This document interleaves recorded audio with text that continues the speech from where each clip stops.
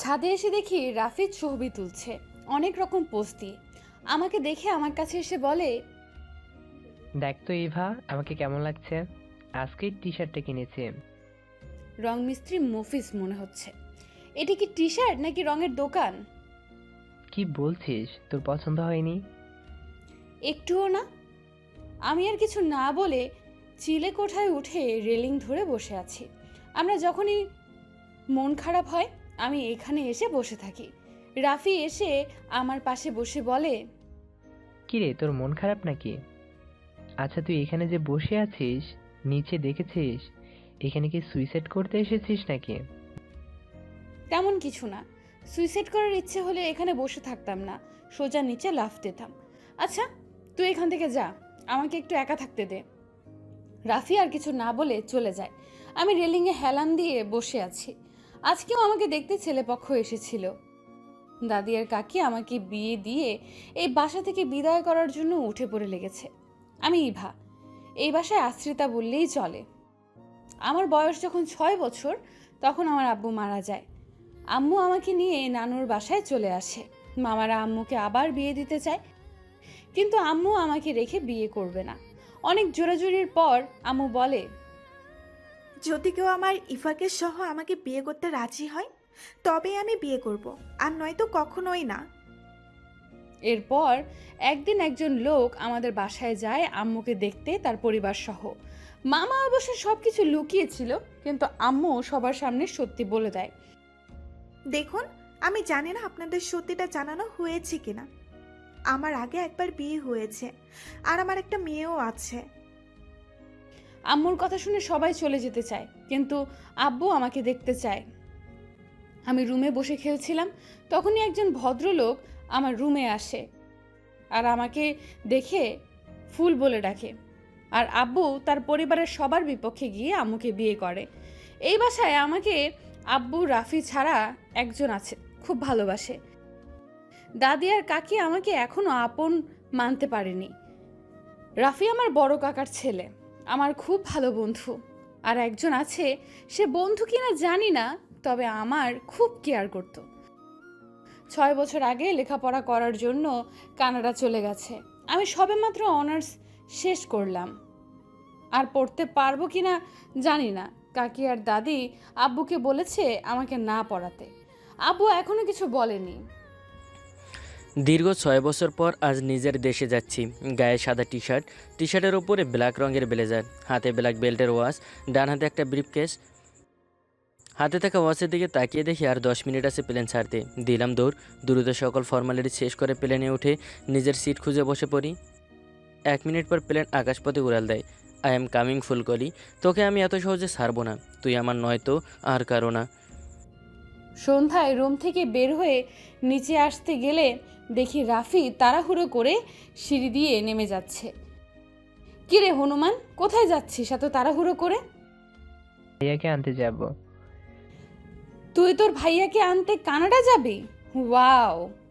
তোর মতন মাথা মোটা আর একটাও নেই। শোন, কাউকে বলিস না তুই গোল্ডেন A+ পেয়েছিস, তাহলে সবাই হাসবে। আমি কিন্তু এখন তোর নাক ফাটিয়ে দেবো শালা। কোথায় যাচ্ছিস বললেই তো হয়। আজকে ভাইয়া আসবে, সেটা তুই ভুলে গেছিস? ভাইয়াকে আনতে এয়ারপোর্টে যাচ্ছি, তুই আবার ঘুমিয়ে পড়িস না যেন। রাফি কথাটা বলেই চলে যায়। আমার তো ঠেকা পড়ছে জেগে থাকতে। তোর ভাই আসবে, তুই জেগে থাক। 6 বছরের যে আমার সাথে একবারও কথা বলেনি, আমি কেন তার জন্য জেগে অপেক্ষা করব? নিচে না গিয়ে সোজা রুমে চলে আসি। রাত এখন প্রায় 11টা। এয়ারপোর্টের সকল ফর্মালিটি শেষ করে বের হয়েছি। দেখি রাফি আমার দিকে তাকিয়ে হাত নাড়ছে। ওর কাছে যেতেই আমাকে জড়িয়ে ধরে বলে, কেমন আছো ভাইয়া? খুব ভালো আছি, তুই কেমন আছিস? আমিও ভালো আছি। চলো, গাড়ি ভাড়া করে নিয়ে এসেছি তোমার জন্য। বাসায় আসতে আসতে রাত 3টা বেজে যায়। বাসায় এসে সবার সাথে কুশল বিনিময় করে নিজের রুমে গিয়ে শুয়ে পড়ি। খুব ক্লান্ত লাগছে, তাই আর গল্প করার ইচ্ছে হলো না। সকালে ঘুম থেকে উঠে ফ্রেশ হয়ে নিচে আসতেই খুব সুন্দর একটা স্মেল পেলাম। কিচেন থেকে আসছে স্মেলটা। পোলাও, গরুর মাংস আর অনেক কিছু রান্না হচ্ছে। রাফি এসে আমার মাথায় গাঁটটা মেরে কাকির কাছে চলে যায়। ইচ্ছে করছে শয়তানটাকে পিটাই। আম্মু ভাইয়া উঠে গেছে, কফি পাঠাতে বলেছে। আচ্ছা, এতক্ষণে বুঝলাম এত ভালো ভালো রান্না হবার কারণ। রাফি বাসা থেকে বের হয়ে চলে যায়। আমি সোফায় বসে আছি। একটু পর কাকি কফি বানিয়ে রাফিকে ডাকছে। কাকি, রাফি তো বাইরে চলে গেছে। চুলাই আমার রান্না বসানো, এখন রাতুলকে কি করে কফি দিয়ে আসি? এবার তুই গিয়ে রাতুলকে কফিটা দিয়ে আয় তো। বলে কাকি আমার হাতে কফির কাপ দিয়ে চলে যায়। কি আর করব, কফির কাপ নিয়ে উপরে চলে আসি। আমার পাশের রুমটাই রাতুল ভাইয়ার। দরজা কিছুটা খোলা। আমি ভেতরে এসে দেখি রাতুল ভাইয়া বিছানায় উপুর হয়ে শুয়ে ল্যাপটপে কারোর সাথে কথা বলছে। আমি কফির কাপটা ওনার সামনে রেখে বলি, কাকি আপনার জন্য কফি পাঠিয়েছে। রেখে চলে যা, আমি পরে নিয়ে নিব। কি অ্যাটিটিউড দেখো, একবার তাকালোও না। আমি ঘুরে চলে আসতে গেলে ভাইয়া আবার বলে, কিরে ফুল, শুনলাম তুই নাকি বিয়ে করার জন্য লাফালাফি করছিস। আমাকে আম্মু আব্বু ছাড়াও আরও একজন ফুল বলে ডাকে। সে হলো রাতুল ভাই। ভাইয়ার কথা শুনে রাগে শরীর কাঁপছে। ইচ্ছে করছে মাথার সব চুলগুলো ছিঁড়ে নেই। উনি ল্যাপটপের দিকে তাকিয়ে কথা বলছে। এইটুকু একটা মেয়ে বিয়ে করার জন্য পাগল হয়ে আছিস? ইভা কিছু না বলে চলে যায়। আমি উঠে কফির কাপ নিয়ে ব্যালকনিতে চলে আসি। আগে ইভা আমাকে তুমি করে বলতো, আর সূর্য ভাই বলতো, এখন আপনি করে বলছে কেন? দুপুরের খাবার খাওয়ার জন্য নিচে আসতে গেলে হিটলারটাকে নিচে দেখে আমি রুমে চলে আসি। আমি ওনার সামনে যাব না, রুমে এসে শুয়ে পড়ি। সবাই টেবিলে আছে কিন্তু ফুল নেই কেন? সোরাম্মু, ফুল কোথায়? খাবে না ও? তুমি খাও বাবা, আমি ফুলকে ডেকে আনছি। চোখ বন্ধ করে শুয়ে আছি। দরজা খুলে আম্মু ভেতরে এসে বলে, কি রে মা, তুই এই শুয়ে আছিস কেন? খাবার খাবি না? মাথাটা ব্যথা করছে আম্মু, তুমি খাবারটা এখানে নিয়ে আসো প্লিজ। ঠিক আছে, খাবার খেয়ে মেডিসিন নিয়ে নিস। আমি ঠিক আছে বলতেই আম্মু চলে যায়। রাতে ডিনার করতেও জানি। আম্মু রুমে খাবার দিয়ে গেছে। ডিনার শেষ করে রুমে বসে আছি। ইভাকে এখনও দেখলাম না। দুপুরে খাবার টেবিলে এলো না, রাতেও আসলো না, কিন্তু ইভাকে দেখতে খুব ইচ্ছা করছে। সবাই হয়তো ঘুমিয়ে গেছে। রুম থেকে বের হয়ে ইভার রুমের সামনে এসে দেখি দরজা মিলিয়ে রেখেছে। ওর এই অভ্যাসটা আজও গেল না। দরজা খুলে ভেতরে এসে দেখি ইভা রুমে নেই। ব্যালকনি থেকে গানের শব্দ আসছে। আমি গিয়ে ইভার পেছনে দাঁড়িয়ে ওর গান শুনছি।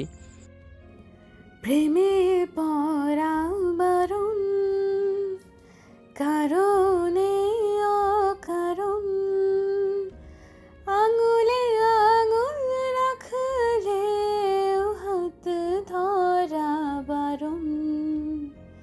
প্রেমে পড়া বারণ, কারণে অকারণ, আঙুলে আঙুল রাখলে হাত ধরা বারণ। তোমায় যত গল্প বলার ছিল, তোমায় যত গল্প বলার ছিল, সব পাপড়ি হয়ে গাছের পাশে জড়িয়ে রয়েছিল। দাওনি তুমি আমায় সেসব কুড়িয়ে নেওয়ার কোনো কারণ। প্রেমে পড়া বারণ, কারণে অকারণ, আঙুলে আঙুল রাখলে হাত ধরা বারণ। ভালোই তো গান গাইতে পারিস। এত রাতে আমার রুমে পুরুষালী কণ্ঠ শুনে আমি চমকে পেছনে তাকাই। রাতুল ভাইকে দেখে আমি চিৎকার করতে গেলে উনি এসে আমার মুখ চেপে ধরে বলে, হুস, এই কি করছিস? সবাই জেগে যাবে তো। আমাকে মার খাওয়াবি নাকি? আমি ওনার কথা শুনে চুপ হয়ে যাই, কিন্তু ওনার হাত সরানোর নামই নেই। আমি ওনার হাতের দিকে তাকাতেই উনি হাত সরিয়ে ব্যালকনির রেলিং ধরে দাঁড়িয়ে আকাশের দিকে তাকিয়ে বলে, ভালোই তো গাইছিলি, পুরো গানটা গানা। আমি এইটুকুই পারি। আপনি এত রাতে আমার রুমে কি করছেন? কেন, আমার এখানে আসা বারণ নাকি? এটা আমার বাসা। এটা আপনাদের বাসা, সেটা ঠিক আছে, কিন্তু রুমটা তো আমার। আচ্ছা, তুই দুপুরে নিচে গেলি না, রাতেও গেলি না, কি হয়েছে তোর? এমনি। আপনি এখান থেকে যান, কেউ দেখলে খারাপ কিছু ভাববে। আচ্ছা, তুই তো আগে আমাকে তুমি করে বলতি আর সূর্য ভাইয়া বলে ডাকতি। হঠাৎ তুমি থেকে আপনি হয়ে গেলাম কি করে? তখন ছোট ছিলাম, তাই আপনার এই নামটা উচ্চারণ করতে পারলাম না। আর এটা এক সময় অভ্যেস হয়ে গিয়েছিল। তা হঠাৎ অভ্যেসটা চেঞ্জ হলো কেন? আমি এখন বড় হয়েছি, তাই অভ্যেসটা চেঞ্জ হয়ে গেছে। এতই বড় হয়ে গেছিস, বিয়ের জন্য উঠে পড়ে লেগেছিস, রীতিমতো লাফালাফি করছিস বিয়ের জন্য। রাতুল ভাইয়ের কথা শুনে আমার প্রচুর রাগ হচ্ছে। আপনি আমাকে লাফাতে দেখেছেন, এত রাতে আপনি আমার রুমে এইসব বলার জন্য এসেছেন? মুখে তো ভালোই কথা ফুটেছে, আগে তো আমার সামনে আসলে ম্যামা করে কথা বলতি। আমার ঘুম পাচ্ছে, আপনি যান, আমি ঘুমাবো। রাতুল ভাই কিছু বলতে চেয়েও না বলে চলে যায়। আমি দরজা বন্ধ করে শুয়ে পড়ি। এবার রুম থেকে বের হয়ে সোজা রুমে চলে আসি, দরজা বন্ধ করে শুয়ে পড়ি। পরের দিন সকালে ঘুম থেকে উঠে ফ্রেশ হয়ে রং তুলি নিয়ে এবার একটা ছবি আঁকছি।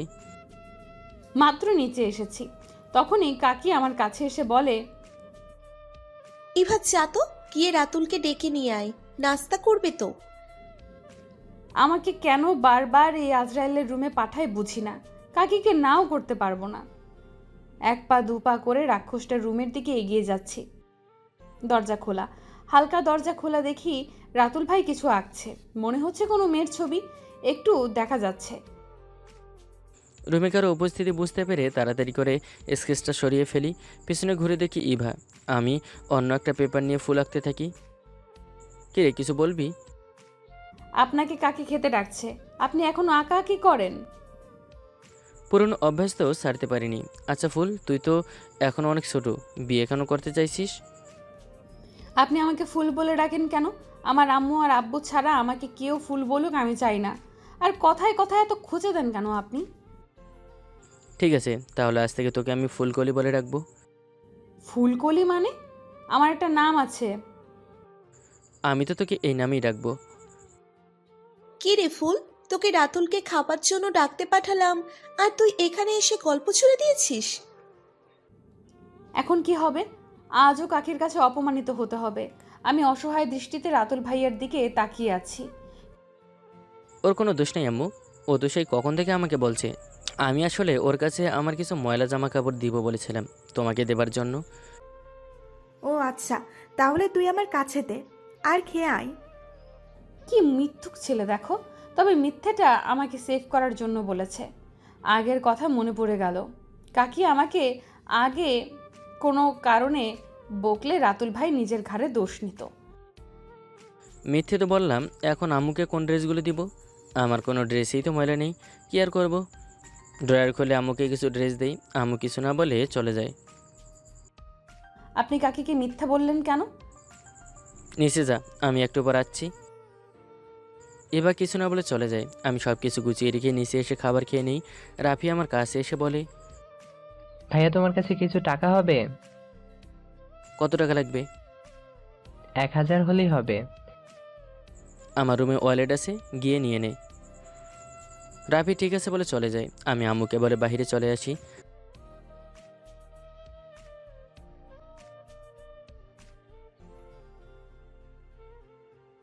আপনি এত রাতে আমার রুমে? ঘুমাচ্ছিল না, তাই ভাবলাম তোর গান শুনি।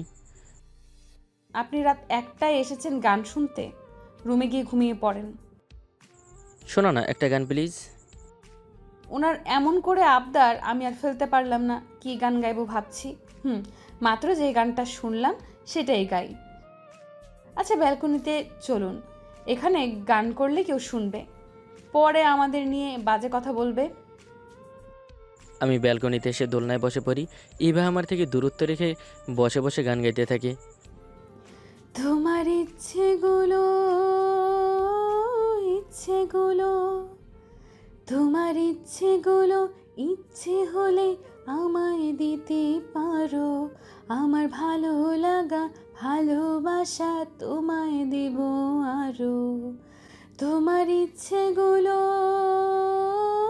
ইচ্ছেগুলো, তোমার ইচ্ছেগুলো, ইচ্ছে হলে আমায় দিতে পারো, আমার ভালো লাগা ভালোবাসা তোমায় দেব আরো, তুমি হাতটা শুধু ধরো, আমি হব না আর কারো, তুমি হাতটা শুধু ধরো, আমি হব না আর কারো, তোমার স্বপ্নগুলো আমার চোখে হচ্ছে জড়ো সরো। আমি তো তোর হাতটা ধরতে চাই ফুল, কিন্তু তুই যেটা করেছিস তার জন্য আমি চেয়েও তোর হাত ধরতে পারছি না। খুব সুন্দর গান করিস তুই। আচ্ছা, অনেক রাত হয়ে গেছে, ঘুমিয়ে পড়। আমিও গিয়ে ঘুমিয়ে পড়ি। রাতুল ভাই উঠে চলে যায়, আমি দরজা বন্ধ করে শুয়ে পড়ি। এইভাবেই কেটে যায় কিছুদিন। রুমে বসে আছি, আম্মু এসে বলে, আর খেতে আয়।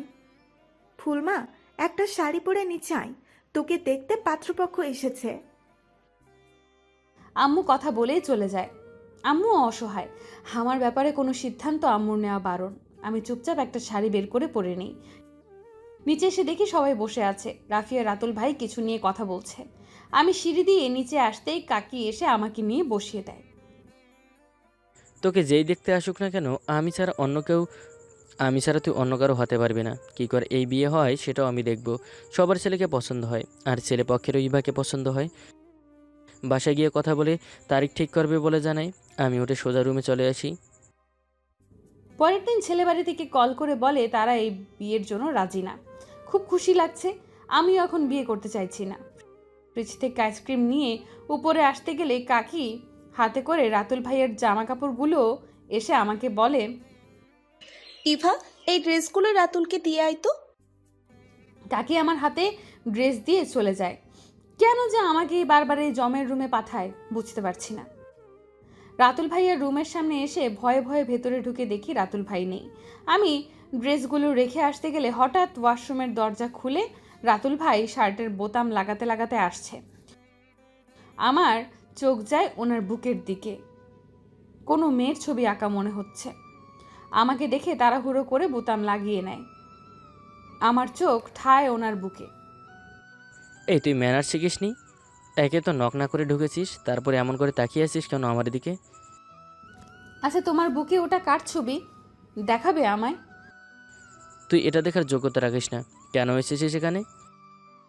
দেখাও না। আচ্ছা, তুমি কি কাউকে ভালোবাসো? সেটা তোর জানতে হবে না, নিজের কাজ কর গিয়ে। আমি মুখ ভেঙচি কেটে চলে আসতে গেলে হাতে থাকা আইসক্রিমের কিছু অংশ ফ্লোরে পড়ে যায়। এখন যে কি হবে? আমি পেছনে তাকিয়ে রাতুল ভাইয়া কিছু বলার আগেই বলি, আমি এক্ষুনি পরিষ্কার করে দিচ্ছি। তোর পরিষ্কার করতে হবে না, আমি নিজে করে নিব। তুই এখান থেকে যা, তোর মুখটা দেখতে ইচ্ছে করছে না। এমন করে বলতে পারলো উনি। ঠিক আছে, আজকের পর আর কখনো ওনার রুমে আসবো না। উঠে দৌড়ে নিজের রুমে চলে আসি। আইসক্রিমের বক্সটা রেখে রাফির রুমে চলে যাই। শুয়ে শুয়ে ল্যাপটপে ফেসবুকিং করছে। আমি গিয়ে ওর বেডে বসে পা ঝুলাতে থাকি। কিরে, তুই হঠাৎ আমার রুমে? আর মুখটা এমন লাগছে কেন? কিছু হয়নি, অল্প সাউন্ড করে গান ছাড়। আমি 4টা বিয়ারের বোতল নিয়ে রাফির রুমে এসে দেখি ইভা পা ঝুলিয়ে বসে আছে। এই, তুই এখানে কি করছিস? এখান থেকে যা। কেন, এটাও কি আপনার রুম নাকি? হঠাৎ আমার চোখ যায় ওনার হাতের দিকে, 4টা বিয়ারের বোতল। আমি বড় বড় চোখে সেই দিকে তাকিয়ে থেকে রাফিকে বলি, রাফি তুই এসব খাস? দাঁড়া, আমি এক্ষুনি গিয়ে কাকিকে বলছি। ইভা বলে উঠে বাইরে যেতে নিলে রাফি দৌড়ে গিয়ে ইভার সামনে দাঁড়িয়ে বলে, তুই না আমার লক্ষ্মী বোন, আমাকে এসব বলিস না। আমি রাফিকে ইশারা করে বলি, তাহলে আমাকেও খেতে দিতে হবে। শয়তানটা আমাকে ইশারা করতে দেখে ফেলেছে। ছি! রাফিও ইশারা করে কি বলল? ভাইয়া বিয়ার খেতে চাইছে। আমি কিছু সময় চুপচাপ থেকে ঠিক আছে বলি। ইভা দৌড়ে এসে আমার হাত থেকে বিয়ারের বোতল নিয়ে সিপি খুলে একটা চুমুক দেয়।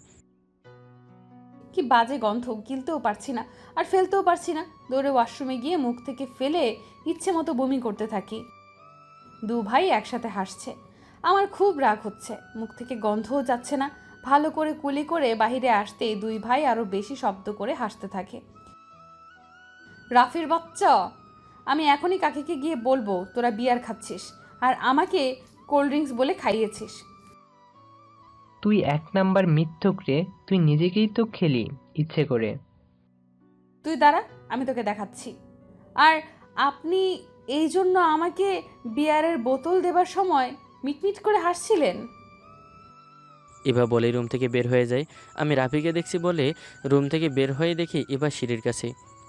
আমি গিয়ে ওর সামনে দাঁড়িয়ে ওর বাহু ধরে বলি, আমাদের নামে বিচার দিতে যাচ্ছিস? যদি এই বিয়ারের কথা কেউ শুনে তাহলে তোর কী অবস্থা হবে তুই নিজের জানিস না। চুপচাপ রুমে যা, নয়তো আমি তোর কী হাল করব আমি নিজেও জানি না। আমি তো মুখ থেকে গন্ধ দূর করার জন্য নিচে কিছু খেতে যাচ্ছিলাম, রাক্ষসটা সেটাও করতে দিল না। মাথা নিচু করে রুমে চলে আসি। একটু আগে রেখে যাওয়া আইসক্রিম গরমে গলে পানি হয়ে গেছে, সেটাও খেয়ে নেই। মুখ থেকে গন্ধ চলে গেছে। একা করে ইভাকে আরও কয়েক জায়গা থেকে দেখতে এসেছে, কিন্তু সবার অজান্তে আমি বিয়ে ভেঙে দিয়ে আসি। রাফি মাস্টার্সে ভর্তি হয়েছে, কিন্তু ইভা এখনও হয়নি। চিলে কোঠায় বসে কান্না করছি। আমার সব স্বপ্নগুলো নষ্ট হয়ে গেল। হঠাৎ রাতুল ভাই সেখানে এসে বলে, কিরে বিয়ে ভেঙেছে বলে কান্না করছিস? আপনাকে আমি বলেছি বিয়ে ভেঙে গেছে বলে কান্না করছি? আপনারা কেন আমার পেছনে লেগেছেন? আপনার আম্মুর দাদির আপনার কি ক্ষতি করেছি আমি? কেন আপনারা আমার জীবনটা নিয়ে এভাবে খেলছেন? শান্তিতে একটু কান্নাও করতে পারবো না আপনার জন্য? এবার কথা শুনে আমার বুকের ভেতরে মুচড়ে ওঠে, কান্না করতে করতে চলে যায়। আমি একটা দীর্ঘশ্বাস ফেলে সেখানে বসে পড়ি। আচ্ছা, আমি যেটা শুনেছি সেটা আদৌ কি সত্যি? আমি কি ইভাকে চিনতে ভুল করেছি? রাত 1টা, এখন ঘুম আসছে না। ব্যালকনিতে বসে বসে খাতার পাতায় কিছু ডিজাইন করছি। হঠাৎ আমার সামনে একটা ছায়া দেখতে পাই। ভয়ে আমি পেছনে ঘুরতে গিয়ে হাত ফসকে একটা ভাঙা ফুলের টপে লেগে অনেকটা কেটে যায়।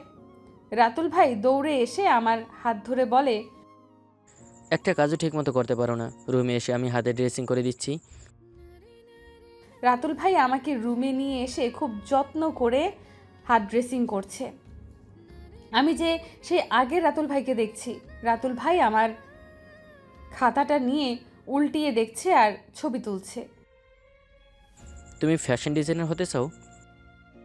চেয়েছিলাম, কিন্তু সেটাও আর হবে না। সব হবে। কাল সকাল 9টায় রেডি থেকো, আমি তোমাকে ভর্তি করে দিয়ে আসবো। বাট আমার 3টা শর্ত আছে।